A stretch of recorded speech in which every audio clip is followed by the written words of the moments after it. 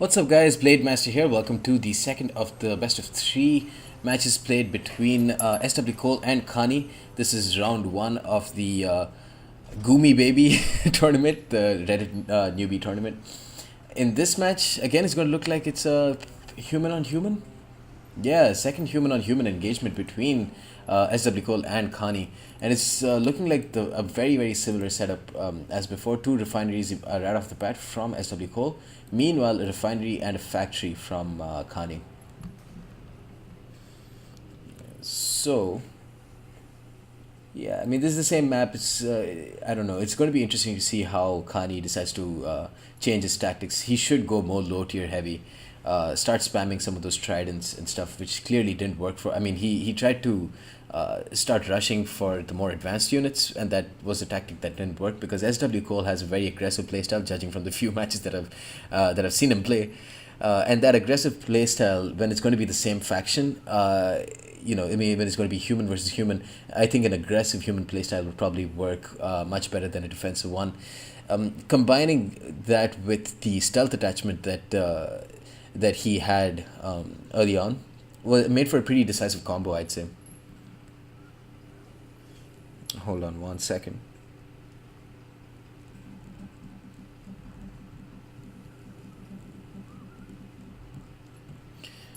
All right. So far, two refineries. This refinery is taking a long time to be built because of the resource drain for Swkoll. Meanwhile, an air attachment already for Khani. Not really sure about that. Probably should have waited on the air attachment for a little bit. Started to build. You should have started to build some low tier units. Start getting a lot of them over here, and just ready to go. Maybe hide them in the shrubbery, bring them all the way up here to this middle part of the shrubbery, try and launch like an ambush. Maybe, potentially.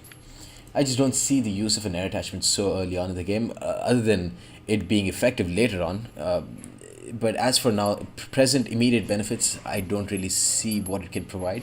Maybe there's a unit that is very effective for the humans that is available with the air attachment. I just don't see it.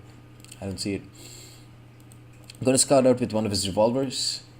Meanwhile, some conduits being built here. No conduits yet for Khani. That is, of course, I believe, money saved and time saved for Khani. He's going to build a second second refinery now. So far, some conduits, factory going to be built now with a stealth attachment immediately. Again, actually, that probably makes sense. Stealth attachment makes more sense for ground units than an air attachment on a factory, which can, of course, only build ground units, unless I'm sorely mistaken. I haven't played with the humans yet, but I have watched these two play with the humans before. And yeah, even in the last game, he's going with Swkoll is going with a very similar strategy as to his last game, going in with the stealth attachment with the factory early on, starting to spawn some of these tridents, and okay, already with a monitor. That is the early game scout for the humans. But I believe apart from that, he doesn't have any other air units that he can build. He's going to build a large factory now, and probably should put a tank attachment or a stealth attachment to that. He's going to scout out with his what's it called, the monitor. It doesn't have any damage here, so it's just going to be chilling there. Here, factory with an air attachment as well from Swkoll, and a third refinery, along with the factory with the tank attachment over here. So, in terms of production, I think Swkoll has a pretty big advantage at this point because he's got two factories, one with a tank attachment. Meanwhile, only one factory with an air attachment. But the large factory is being built very slowly, but it is being built. But already looking pretty precarious for Khani.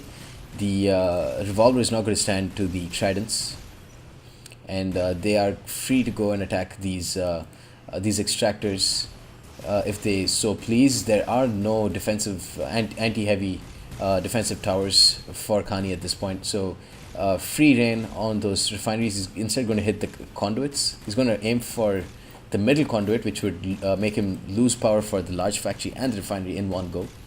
Smart. Maybe should just go ahead and hit the extractors instead, but I don't know. This is just as effective. Going to bring some really slow reinforcements here, some daggers and some tridents, which basically loses the effectiveness of this early ambush in and of itself. Some more revolvers here coming into support. They're not going to do too much. He's going to kite back. Got a good shot in, but he's going to take some casualties while kiting. Yeah, that's probably a smart engagement. Going to go inside the brushes. Of course, Khani doesn't need to pursue him at this point. But if he doesn't pursue him, the reinforcements, the Gladius and the Dagger, will be free to move into the brushes. Some more Gladius and one more Dagger coming in. Of course, Khani can see all this because of his super cool monitor, which really doesn't do anything apart from that.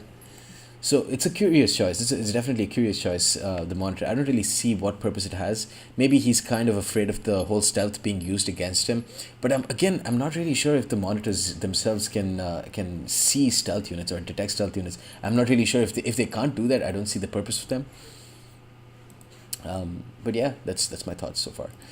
These daggers are going to move into the shrubbery here. Khani is content to just wait it out for now. He's going to build three more revolvers with his,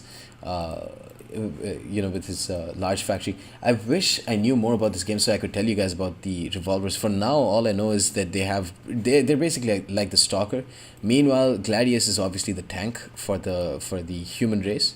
I want to see what the dagger has. Dagger is a very cheap unit. It looks like just 75 with 3 damage, 3 armor though, which is nice. But the revolvers themselves have pretty decent armor penetration, 3 armor penetration.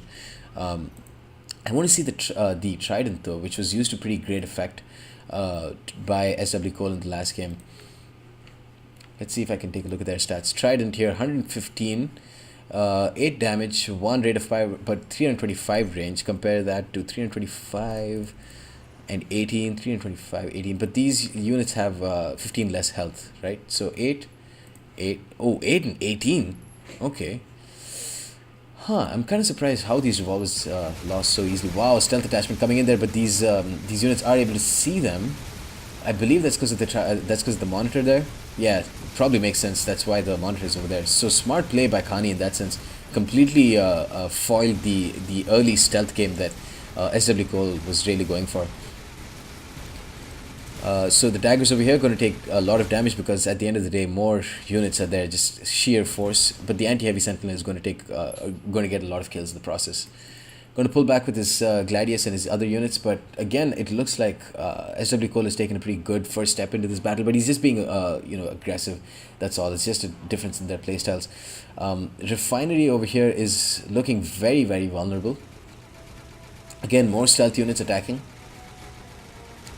The monitor over there should start moving over there to reveal them. Going to attack the conduits so that the refinery is worthless. Meanwhile, a second anti-heavy sentinel here. He's basically Khani's basically just decided to sacrifice that conduit and just moved around with his extractor, I believe. Airpad over here with refineries. Not really sure. Whoa! Yeah, I just destroyed that conduit over there. Some howitzers over here coming in, those artillery units.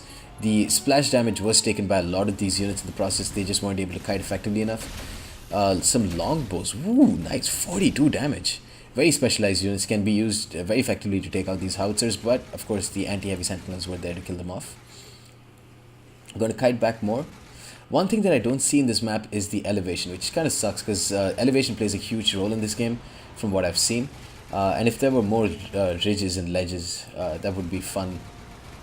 So the howitzers here, I think you can do blind firing, which he probably should if he has the option. Just fire into the shrubbery there with his howitzers, because they definitely have the range to shoot across the lake, across this little stream here. But now, just can't do much. Okay, these are scimitars, these aren't monitors, so they don't have the scouting capabilities. Where is this monitor?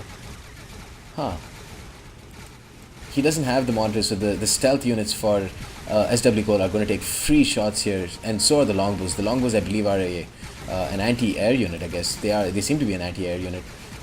Right now, Swkoll taking a couple of unneeded casualties over there because he doesn't really need to do anything. He can just let his stealthy units destroy the howitzers first, and then start to just whittle down these anti-heavy sentinels. If I was Khani, I would build that monitor like ASAP. Not really sure why he isn't doing that. Oh, maybe it was because he has access to his airpads now. Not really sure. But yeah, you can see he's trying to get some kills on the stealthy units here with his daggers. Again, not really sure how. I mean, where is the scouting unit? Unless maybe he researched an upgrade for them to detect stealth units. Not sure. A very, very strong insight coming here from Blade Master. Clearly, great knowledge about the game. But it's still fun to see. It's pretty clear. SW Cole has a very decisive upper hand in this game so far. He just needs to stay out of range of those anti-heavy sentinels. Come in with his Gladius. Very smart play over here. Just using the undefended portion of Khani's map to move around with his Gladiuses and then destroy the core from there. GG. So Khani decides to concede, and that's a clean sweep for SW Cole. He proceeds on to round 2. Congratulations, SW Cole. And better luck next time, Khani. Let's take a look at the force created in the post-battle stats. 44 force created by SW Cole versus 28. Again, the efficiency from the refineries and the extractors from SW Cole really showing over there. Structures built more from Khani. Enemies killed around the same. But again, you can see the huge disparity in the resources collected between the two. Again, going super low tier heavy has but actually going more mid tier heavy with his Gladiuses here compared to the last game, but still the effectiveness of the trident and dagger really showed over there. Over here, building a lot of revolvers to try and take out the trident and dagger didn't really pay off in the first game, and didn't really pay off this time as well. Besides them, howitzers and just a scimitar and 3 monitors didn't really pay off. I can see why he decided to bring the monitors and stuff, but he just needed to go stick to the basics and bring more low tier units. I think that might have made for an easier battle for him. Anyways, guys, that's the end of this battle. Actually, no, let's take a look at the structures. 4 refineries versus 3. That counts to the huge disparity in the resources collected. Two factories and 1 large versus 1 large and 1 regular factory with 6 air pads. 2 tank attachments, air, artillery, and stealth. And here, Khani completely decided to not go with the whole tank part of things and just went with air, artillery, and stealth. Also went with 2 anti-heavy sentinels, and consistent with SW Cole's super aggressive playstyle, he did not decide to bring any sentinels. Anyways, guys, that's the end of this battle. Hope you enjoyed and stay tuned for more. Peace.